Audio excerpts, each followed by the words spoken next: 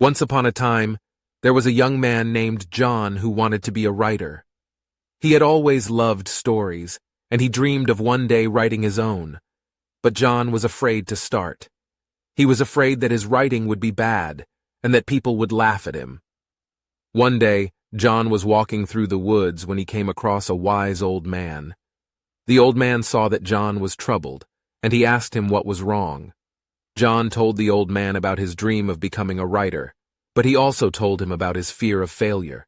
The old man smiled and said, "He who has begun has half work already done." "What do you mean?" John asked. "It means that once you start something, you are halfway there," the old man explained. "The hardest part is taking the first step, but once you do that, the rest is much easier." John thought about what the old man said, and he realized that it was true. He had been so afraid of failing that he had never even started writing. But now, he knew that he had to take the first step. John went home and started writing. He wrote every day, even when he didn't feel like it. He wrote about his dreams, his fears, and his hopes. He wrote about the things that mattered to him.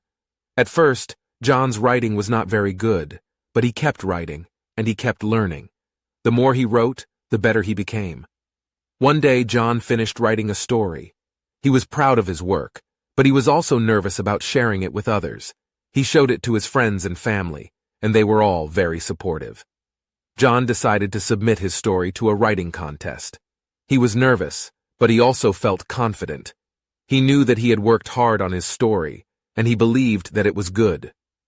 A few weeks later, John received a letter from the writing contest. He had won.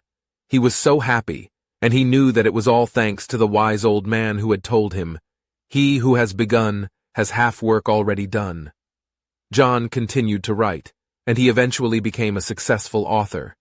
He wrote many books, and his stories were enjoyed by people all over the world. John never forgot the wise old man's words, and he always remembered that the hardest part is taking the first step.